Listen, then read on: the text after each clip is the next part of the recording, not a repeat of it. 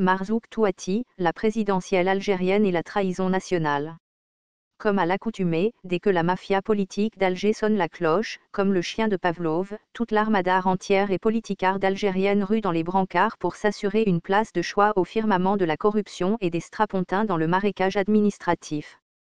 Militants retournés par l'affairisme, terroristes islamistes convertis dans le rural business, journaleux avides de scoop au détriment de l'information et surtout de périodiques candidats à la candidature, pour qui la politique se résume à sortir du bois une fois tous les 5 ans et jouer un rôle dans la comédie algérienne.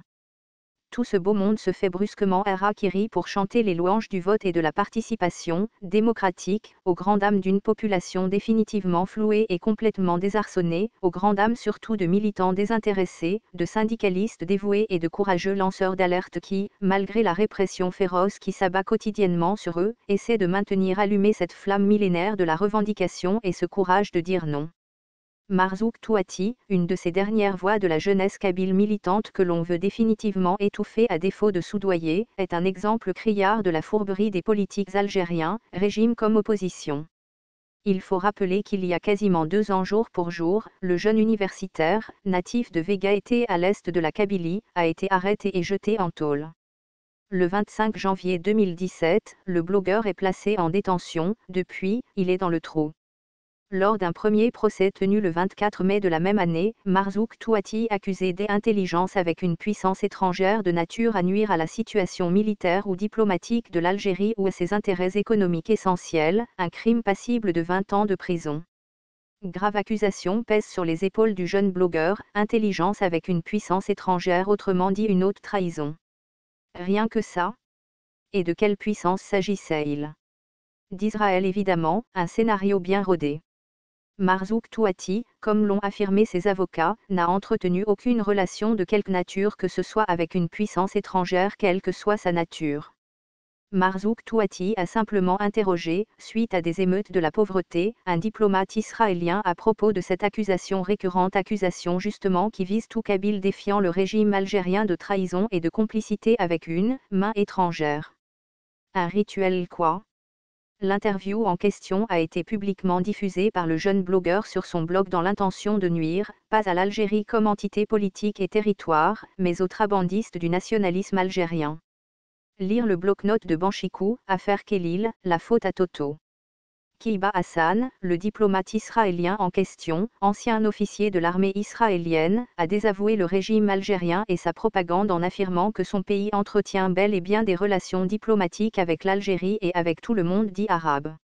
Lors d'un premier procès, le procureur requiert la perpétuité contre l'accusé et le juge a tranché pour 10 ans. Le 21 juin 2018, le jeune blogueur Marzouk Touati est condamné en appel à 7 ans de prison ferme.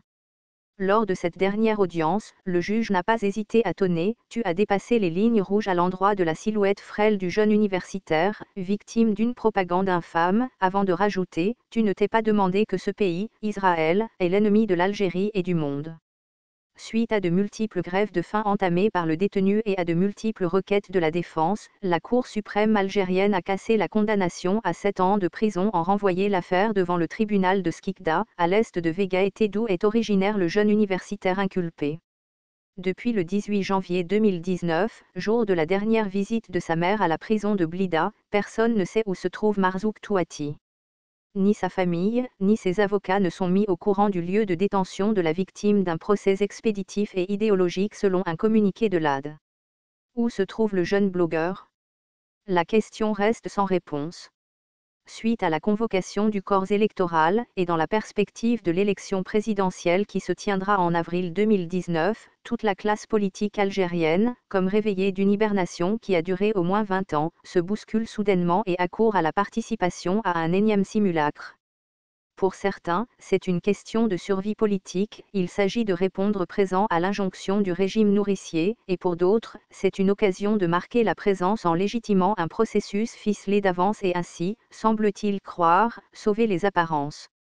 Dans ce ballet politique loufoque et nauséabond, et à défaut de rencontrer la population qui leur a définitivement cloué le bec et fermé les portes, quasiment tous les acteurs ont rencontré, ou sollicitent des rencontres, avec des ambassadeurs étrangers en exercice à Alger afin de peser dans le jeu d'échecs en cours.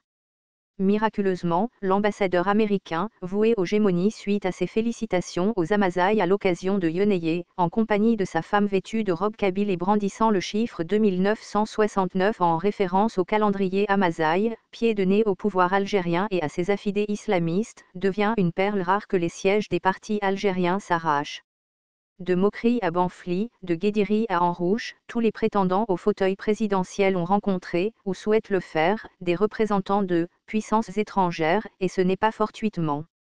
Il est tout à fait normal que les représentations diplomatiques occidentales rencontrent des journalistes, des associations et des acteurs de la société civile en temps normal, mais en temps électoral que des acteurs politiques algériens se réunissent avec des ambassadeurs étrangers, c'est bien là la trahison.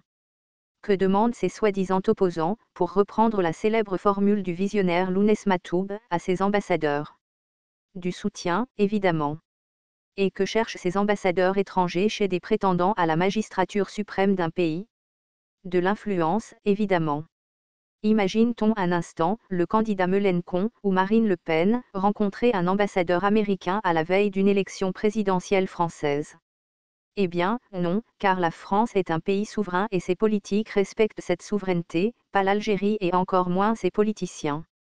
Tous les Algériens savent que Chakib Khelil, ancien ministre de l'Énergie, poursuivi au moins par 3 juridictions occidentales pour corruption et blanchiment d'argent public, est un ressortissant américain et qu'il n'est venu, après une vie dorée aux USA, que pour servir les intérêts de Halliburton et vider le sous-sol algérien, ce que poursuit excellemment Ould Kadour à la tête de la société pétrolière algérienne Sonatrach.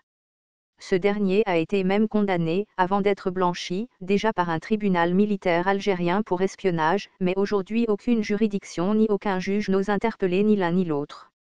Daman Abderrahmane, le sulfureux conseiller de Sarkozy, a affirmé sur les ondes de la télévision Al-Magharibia qu'il était derrière la campagne électorale de Zeroual en 1995 en France et de celle de Bouteflika par la suite. Il a révélé même que Nicolas Sarkozy a pesé de son poids pour le 3e mandat de Bouteflika contre intérêts économiques. Les médias français ne cessent de révéler toutes les affaires politico-financières dans lesquelles l'ancien président français était impliqué, notamment le financement libyen de sa campagne de 2007. 3 de ses conseillers tels que Alexandre Djouri, Ziad Takieddine et Henri Guinaud sont poursuivis par la justice française, le denier est déjà derrière les barreaux. Que sait-on de M. Abderrahmane, fièrement présenté comme conseiller de Nicolas Sarkozy? Et comme par hasard, c'est ce même Daman Abderrahmane qui prend l'initiative de mobiliser ses réseaux, à la suite d'un coup de fil d'un officier algérien, disait-il, pour soutenir le général candidat Ali Guédiri avant que ce dernier ne le désavoue publiquement par l'intermédiaire de son porte-parole. Y a-t-il trafic d'influence plus flagrant que cela? Monsieur Daman Abderrahmane, travaille-t-il pour des intérêts français ou algériens? Pourquoi aucun tribunal ne s'autosaisisse puisqu'il s'agit clairement d'une puissance étrangère, ex-colonisatrice de surcroît, selon la littérature propagandiste du pouvoir algérien? En gros, tout le personnel politique au sein du sérail algérien, régime comme opposition de façade, est impliqué d'une façon ou d'une autre dans un trafic d'influence visant l'Algérie ou des intérêts occultes loin d'être au service du bien public. C'est un secret de polichinelle que tous les caciques du régime algérien, ex-chefs du Front de Libération Nationale, retraités de l'armée et anciens ministres, s'installent dans l'Hexagone pour profiter de toutes les richesses dilapidées pendant les années de service et injectées dans l'immobilier parisien. Belkacem Zaïtou, leader du mouvement Rachad, vient d'annoncer sur un plateau de télévision que Bouteflika, sa famille et ses conseillers sont protégés de Zoralda à El Mouradia par un système sécuritaire français, et qu'une vingtaine de fonctionnaires français, rémunérés par les caisses algériennes, travaillent pour la sécurité du clan présidentiel ainsi que dans différents domaines stratégiques. Dans un pays qui se respecte, un pays jaloux de sa souveraineté nationale, cette déclaration à l'effet d'une bombe atomique doit interpeller à plus d'un titre la justice, les médias et les hommes politiques, mais au pays des vendus, il est certain qu'aucune enquête ne sera diligentée alors qu'il s'agit clairement de haute trahison et véritablement d'intelligence avec une puissance étrangère dans le but de nuire à des intérêts nationaux. L'affaire des 700 kg de cocaïne saisie au port d'Oran a révélé une corruption à grande échelle où des officiers supérieurs, des juges et des procureurs, des maires et de petits fonctionnaires sont impliqués. L'affaire n'a pas dévoilé encore tous ses secrets et une autre vient d'éclater à l'est du pays par la saisie de 300 kg, toujours de la même substance. Au final, c'est tout le monde au sein et dans la périphérie du régime et des institutions algériennes qui est corrompu, et tout ce beau monde se couche devant des puissances étrangères et complote pour des intérêts contraires à ceux du pays et de la population, mais c'est Marzouk Touati qui paie les pots cassés. C'est au jeune Kabyle contestataire qu'on porte le chapeau de la trahison alors que la félonie est institutionnalisée depuis longtemps en Algérie. Aucun régime et aucun candidat ne sera crédible si cette injustice, ainsi que d'autres, persiste et que la maman de Marzouk Touati n'a pas pu encore embrasser son enfant en le prenant dans ses bras. Auteur Aviv Mekdam.